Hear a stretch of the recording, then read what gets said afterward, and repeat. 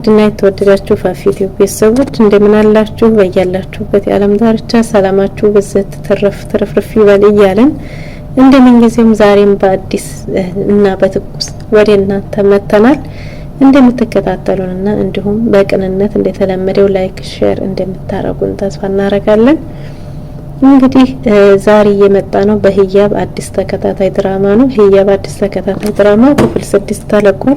ከዚህ በፊት እንዳየነው አቶ መስፍን ፍላሽ ልከውላቸው በዛ ቪዲዮ ምክንያት እያስፈራሯቸው ያሉ ሰዎች ነበሩና እነዛ ሰዎች እንግዲህ በገንዘብ ተደራድረዋቸው ገንዘቡን እሺ ሲባል አንተ ሳትሆን የምታመጣው ወይም ለሌላ ሰው ሳይሆን የምትልከው ለቤት ሰራተኛ ለህያብ ነው የምትልከው እሷ አላካት ከዛ ደግሞ በግልባጩ እኛ ሌላ መልእክት እንልክልሃለን ብለዋቸው ነበር። እንግዲህ አቶ መስፍንም ያው ምንም ያለማመንታት ህያብን እንድትሄድ አድርጓል። እና የአቶ መስፍን ባለቤት ግን ልጅ አንድ ነገር ቢያረጓትስ ሙሽራዋል ልጅ እኔ ልጃችንን ባለቤት እንዴት አርገን ነው ምንልከው ይሁን ነገር ብትሆንስ ብላ ነበረ። ግን አቶ መስፍን እንዳለው አይ ምንም የሚያደርጓት ነገር የለም እነሱ የሚፈልጉት ገንዘቡን ነው እዛ ላይ ደግሞ ለኔ የሚልኩልኝ ነገር ስላለ ነው እንጂ ሌላ ምንም ችግር የለም ሲሉ ተሰምቷል።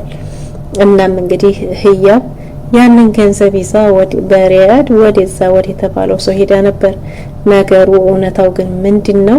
ያንን ፍላሽ እንዲላክና አቶ መስፍን ነው ጉዳያቸውን በዛ በዛ ማስፈራራት ያው የሰሩትን ወንጀል እናጋልጣለን እያሉ እያስፈራሩ ገንዘብን ለመስራት ነው። ያም የሆነው ደግሞ አቶ መስፍን ከዚህ በፊት የወይዘሮ አቶ መስፍን የህያብን እህት ኤልሻዴን በመኪና ገጭተው ሞታለች ብለው ጫካ ውስጥ ጥለዋት የመጧት ኤልሻዴ አሁን ላይ በሙሉ ጤንነት ያው መራመድ ባችልም ደህነኛ ሆና ቤቷ ውስጥ አለች ማለት ነው። ግን መስፍን እንደሚያውቀው ከሆነ አቶ መስፍን እንደሚያውቁት እሷ እንደሞተች በህይወት እንደሌለች ነበር። እናም እንግዲህ እስካሁን ድረስ ባለው የሚያስፈራሯቸው ምንድነው ዘድንግልንና እህቱን አምጥተው ማንንም ሰው ማወቅ የሌለበት ሚስጥር እንደሆነና በሚስጥር እንዲቀመጥ ዘድንግልና እህቱ ደግሞ እናትና አባታቸው መስፍንና የአቶ መስፍን ባለቤት እንደሆነች እንደዛ እንደሚያውቁ ሆነው ነው እና ያደጉት። ግን ሲመስለኝ የአቶ መስፍን የዘድንግልና የእህቱን ቤተሰቦች አጥፍተው ይመስለኛልና ከዛም እንግዲህ ይሄ ፍላሽ ነው እየተላከ የነበረው በልደቱ ቀን ለዛውም ዘድንግል በልደቱ ቀን ነው ይላክለት የነበረው እና ይሄን ፍላሽ ደግሞ ያው እሱ እጅ እንዳይገባ በመደበቅ ሚስጥር ጠባቂ ሆና እንዲሁም ደግሞ እሷ እንዲላክም እያረገች ከተላከም ወደ እነሱ እየሰጠች ከዛም በኋላ ደግሞ ለዘድንግል እንዳይሰማ እሷው እየተጠነቀቀች ህያብ ይሄንን ጨዋታ የምትጫወተው እንግዲህ ህያብ አቶ መስፍን ለሰራው ስራ መቀጣት እንዳለበትና ህይወቱ ሙሉ በስጋት በጭንቀት እንዲሆን ከዛም ሲያልፍ ደግሞ እህቷንም ለማሳከም ምክንያቱም ኤልሹ መራመድ አትችልም ያው ደህና ብትሆንም መራመድ አትችልም። ኤልሹ ግን ይቅርታ አድርጉላቸው የማንንም ሰው ያላግባብ እኔ መጥቶ በእንደዚህ መንገድ እሷ መታከም ስለማትፈልግ ሚስጥሩን ደብቀው የኤልሹ ባለቤትና እህቷ ናቸውና የሚሰሩት እሷ እዛ ቤት እንደምሰራተኛ ሆና እንደምትሰራ አታውቅም። ኤልሹ የምታውቀው ስራ በዝቶባት እንደማይመቻት ለስራ ቦታ እንደሚርቃት እሷም ጋር ደግሞ የማትመጣው እሷ ስትመጣ ስለምታለቅስባት እሱን ላለማየት እንደዛ ነው። ወደ ቤት እኮ የማትመጣው አንቺ ራስሽ እየተነፋረቅሽ ነው ይላታል የኤልሻዴ ባለቤት ማለት ነው። እና ህያብ በስተመጨረሻ እንግዲህ 700 ሺህ ብር ተጠይቆ አቶ መስፍን ያለምንም ማንገራገር ብቻ ሚስጥሩ ተደብቆ ይቅርልኝ ዶክመንቱ ይጥፋልኝ እንጂ ብሎ ለህያብ ልኳታል። ህያብም እንግዲህ የመጣችው የት ነው እህቷ ባልጋ ተቀጣጥረው እዛ መተው ነበርና ብሩ አልበዛም ወይ ሁሉ ብር ስላት ምንም አልበዛም ለሰራው ስራው አስከፍለዋለሁ የህይወቱ ስጋት ነው መሆንበት እዛው ስቃውን እያየሁ እንዲሰቃይ ነው ማረገው አይበቃም ብላለች። እናም አዲስ ቤት እንዲቀይሩና ሌላ ቦታ እንዲሆኑ የሚከታተሏቸው ሰዎች ካሉ ምናልባት አዲስ ቤት እንዲቀይሩ አድርጋ እሱም ከስራ ወጥቶ ስራቸው ከዚህ በኋላ ሮዳስን እና መስፍንን መከታተል በመስፍን በኩል እሷ ሮዳስን ደግሞ እሷ አስቸጋሪ ስለሆነች እሷ እንዲከማጎን ለማወቅ ሲባል ዘድንግል ስለማያፈቅራት ብቻ የሱን ለመርሳት ስትል ከተለያዩ ሰዎችም ስለምን እንደምታወራ ከዛም ደግሞ በዚህ ደካማ ጎኗ ገብቶ እሷ ጋር ያላቸው ሚስጥር ማወቅ እንደዛ እንዲሰራ አድርጋለች ማለት ነው። የእህቷ ባል ደግሞ እኔ እንዴት አርጌ ነው ይሄንን በጭራሽ አልሰራም፣ የእናንተ ቤተሰብ ስራ ልቀቅ ከማለት ውጭ ሌላ ያቅም እንዴ? በዛ ላይ ደግሞ እኔ እንዴት ነው በሚስቴ ላይ በጣም በመወዳት ሚስቴ ላይ እንደዛ አይነት ስራ ምሰራው ቢላትም እሷ ደግሞ ምክንያቱ ምን እንደሆነ ስታስረዳው አሳማኝ መስሎ ስለታየው በሀሳቧ ተስማምቶ ስራ ለቆ ይሄንን ስራ እንዲሰሩ ከህያብ ጋር ተስማምቷል ማለት ነው። እናም እንግዲህ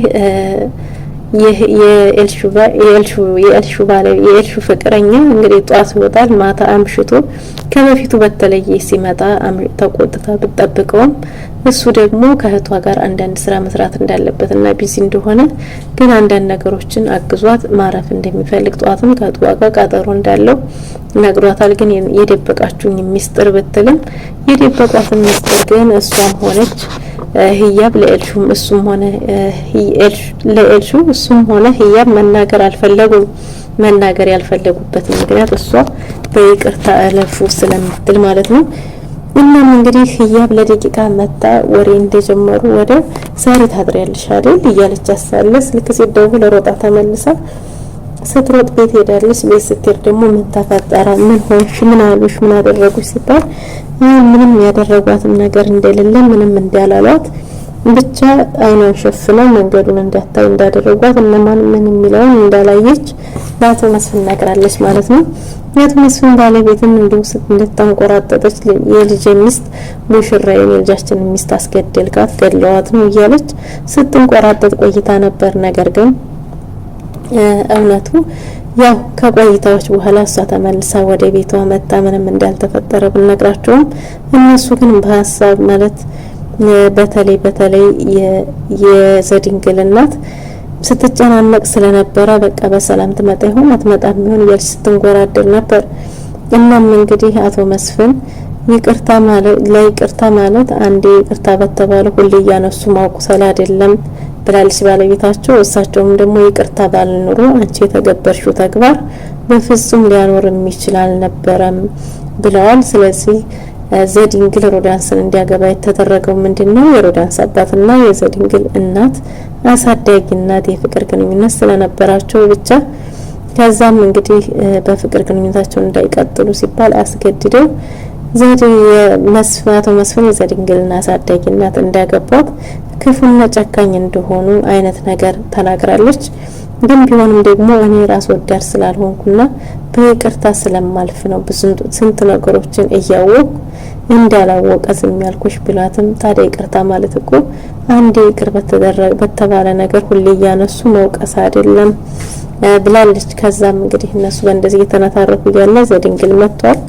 ዘድንግል መጥቶ እናቱን ስሞ ወደ መኝታ ቤት ሊሄድ ሲል ምስቲና ቁጭ በል እናውራ ሲል አባዬ ፈለከኝ እንዴ ቢለም አይ አልፈለኩም፣ እንዴት እንደዋልክ ስለ ስራው ስለ አንዳንድ ነገር ላዋራ ፈልጌ ነው ሲለው አቶ መስፍን እንግዲህ አይ አሁን እንኳን ደክሞኛል ነገ እናወራለን፣ አንደኛ ሮዳንስ ፕሮጀክት ጽፋለች፣ ከዛ ላይ ደግሞ እሱም ማየት አለብኝ፣ ሁለተኛም ደክሞኛል እረፍት ማድረግ አለብኝ ቢልም እንደዛ ከሆነ የሷ ከጻፈች ሆነ አሻጥራለ ማለት ነው። ምክንያቱም እሷ ከዚህ በፊት ምን ጽፋ የምታውቀው ነው። ስለዚህ አሻጥር ሲባል አይ ማለት ጽፋ አታውቅም ከዚህ በፊት ብዬ ነው። ስለዚህ በጥንቃቄ ይሄው ብላላቱ መስፍን እናሱም እሽሻያለው ብሎ ተነስቶ ሲወጣ ህያብ እንግዲህ እንዴ የዘድንግልን ድምጽ ሰምቻ አልነበረም እንዴ እንዴት የሚፈልገው ነገር ሳይጠይቀኝ ሄደ ስትል አይ የምትፈልገው ነገርማ ስራ አለኝ ብሎ ወጣ። ይሄና እጅ ጠይቂው ስትላት እንዴ እንደዛ ይሻላል ምናምን ስትል አይ ስራ አለኝ ብሏል የሮዳንስ ፕሮጀክት ምናምን አላቱ መስፍን አይ ችግር የለም ግድ የለም ሄጅና ጠይቂው ብላት እሺ እንደዛ ይሻላል ብላ ልትሄድ ስትል እንግዲህ ድንገተኛ ስልክ ተደውሏል። የስልኩን መልእክት ምን ይሆን የሚለውን በቀጣይ ይዘን የምንመጣ ይሆናል። ውድ ቤተሰቦች ለዛሬ የነበረን ቆይታ ይሄን ይመስል ነበር። በቀጣይ እስከምንገናኝ ድረስ ቸር ሰንብቱልን። በቅንነት ላይክ፣ ሼር፣ ሰብስክራይብ ማድረጋችሁን አትርሱ። እንወዳችኋለን።